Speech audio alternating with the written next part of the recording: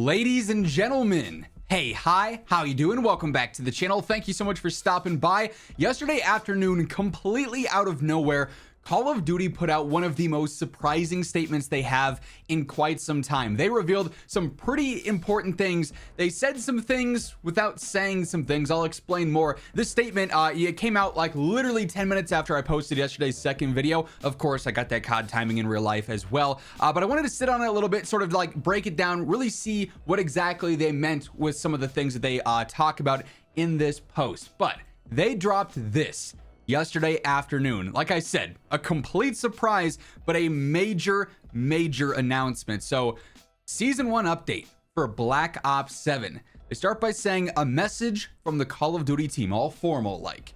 First off, thank you for all the feedback we have received over the last few months. Call of Duty has enjoyed long-standing success because of all of you, a passionate community that demands excellence and deserves nothing less. We also know that for some of you, the franchise has not met your expectations fully.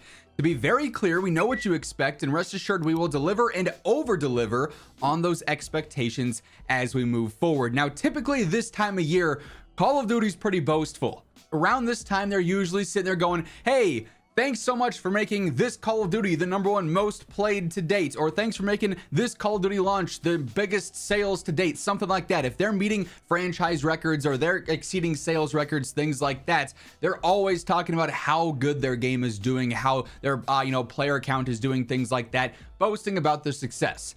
This year, we have not seen any kind of posts like that. A little while back, they posted a, hey, thank you for playing Black Ops 7. We really are glad to hear your guys' feedback on the game. Let's keep grinding. Let's keep playing. Like a very generic thank you that was not the usual Call of Duty thing. That was sort of a sign of the times of, yeah, Call of Duty's not in a great state, MW2 fumbling and BO6 both fumbling hard, within 2 out of 4 years. And then the other 2 years sort of being, very much so expansion style games, too similar to what the previous mess was with the back-to-back titles.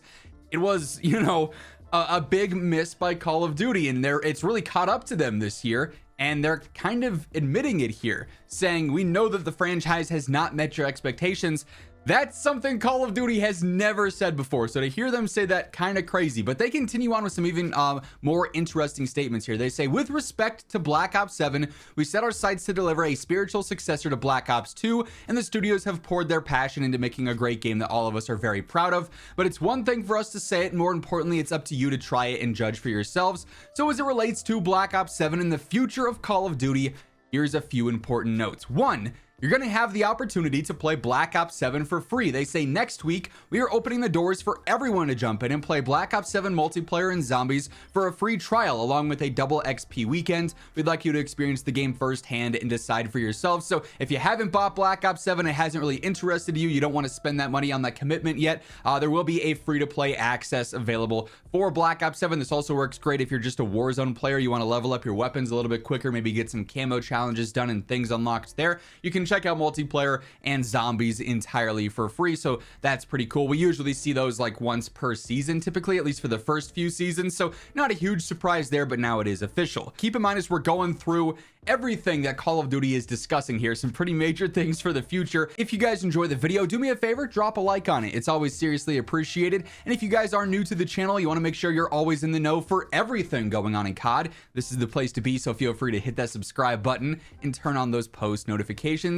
Next up here though, Call of Duty says this: we are committed to unprecedented seasonal support. Your continuing feedback will help shape our seasonal updates over the course of the coming months. Season 1 is the largest live season ever in terms of content and everything, and we're just getting started. We won't rest until Black Ops 7 earns its place as one of the best Black Ops games we've ever made. 3, our strategy going forward is changing. This is the big news. We will no longer do back-to-back releases of Modern Warfare or Black Ops games. The reasons are many, but the main one is to ensure we provide an absolutely unique experience each and every year. So no more will we ever see a back-to-back year of Modern Warfare, like we just had with MW2 and MW3. Obviously, MW2 flopped hard, and then MW3, while in my opinion, it's probably the best game that we've had in the last 5 or so years, it did not do great by comparison because the hype for it was severely hindered by its connection to MW2. And then Black Ops 6 to Black Ops 7, they just repeated history. Black Ops 6 flopped so hard post-launch that while Black Ops 7 is probably the second best game in the last 5 years, I don't know, MW3 and BO7, very similar in a lot of regards, and I think they're both definitely the standouts of this era of COD. But with this, you obviously had Black Ops 6 now, again, hindering the hype of Black Ops 7, and it kills the momentum that it could potentially have. So they're realizing, yeah, this method doesn't work, because if the first game flops, then the second one is just not gonna be successful, you know, based on Call of Duty's history of even some of their bad games like Vanguard or World War II still selling insane amounts versus other games in the industry. Like Call of Duty's standards are so much higher in terms of what they expect to sell, the player base they expect to hold, and even when it's down bad, it's still exceeding a lot of other games, which is crazy. They also say, we will drive innovation that is meaningful, not incremental. While we aren't sharing those plans today, we look forward to doing so when the time is right. They do mention it here, there's going to be an absolutely unique experience each and every year. This does confirm yearly releases for COD are not going anywhere. We know coming up in 2026 here, it's going to be a Modern Warfare title, but it's not going to be a Modern Warfare title after that. The rumor is 2027 going to be a new sub franchise from Sledgehammer. So this won't be anything like Advanced Warfare 2 or anything like that. It won't be Vanguard 2, an entirely new Call of Duty name from Sledgehammer, which I'm really curious about there. I think Sledgehammer is definitely my favorite studio as it stands based on just their commitment to the community and everything. But interesting going forward for sure. They also say this: to be clear, the future of Call of Duty is very strong, and we believe our best days are ahead of us given the depth and talent of our developmental teams. We've been building the next era of Call of Duty. Again, very important wording here, I'll discuss in just a second, and it will deliver precisely on what you want, along with some surprises that push the franchise and the genre forward. We look forward to welcoming you in, listening to you, and moving forward together. This last paragraph has some very specific things. We've been building the next era of COD. They refer to eras kind of as generations, if you will. So we had the last gen era, which was MW 2019, Cold War, and Vanguard. And then they do their whole engine upgrade and overhaul and everything going on there. That was a new era, new generation of COD with MW2, MW3, BO6, BO7. Now we move into 2026. The next era, a full hard reset, presumably the next generation of consoles as well, coming up here pretty soon. So that does confirm the next era in the making. Hard reset, major overhauls to you know, the tech behind Call of Duty coming in 2026. It will deliver on what you want with some surprises that push the franchise and genre forward. Infinity Ward leading some surprises that'll push the genre forward. Obviously a very ambiguous statement.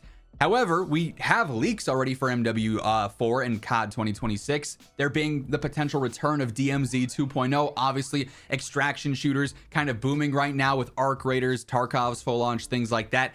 Certainly something I think we've missed out on here recently with DMZ being that sort of like 1 year thing during MW2, then them basically just abandoning it and not really pushing forward beyond the first few seasons. I thought that was a huge miss at the time, and I think it's an even louder miss now. So that potentially coming back in a revamped way with other surprises there too. It'll be interesting to see what exactly Call of Duty has planned. I really wouldn't be surprised if this year we, one, see an earlier reveal for MW4 just to get the focus back on COD earlier in the year rather than, you know, mid to late summer like usual. They want the eyes on the Call of Duty franchise. They want to have a long time to build up hype for MW4, but then also an earlier release as well, because keep in mind, this is going to be a very important game for COD, the first of this new era. And it's going to be directly competing with what'll go down as the most successful and biggest video game of all time with Grand Theft Auto 6. So it's going to be a tough year for COD ahead, and I think they're going to have to adapt in real time to, you know, still keep players' eyes on the game and focus on the game ahead of launch and then at launch and beyond as well. So hopefully this level of competition and this pressure ends up being good for us as players. The games are going to get better because of it. That's the obvious, you know, end goal there across the board. But a really surprising announcement here. Basically, Call of Duty admitting that, yeah, the back-to-back games, they were a failure. Black Ops 7, we want it to be great, but also we understand that it did not hit for a lot of players. The first time in a while that it seems like Call of Duty's eating a piece of humble pie. They're not boasting about their insane numbers or ridiculous sales. It's, yeah, we missed the mark for the past couple of years. Call of Duty admitting they failed is definitely not something that that comes around very often here. So An interesting vlog for sure. That is going to wrap things up, though. If you guys enjoyed the video, do me a favor, drop a like on it. And if you're new here, hit that subscribe button and turn on those post notifications to make sure you're always in the know for everything going on in COD. But once again, thank you so much for tuning in. And until next time, take it easy, have an awesome rest of your day, and I'll catch you later. Peace out.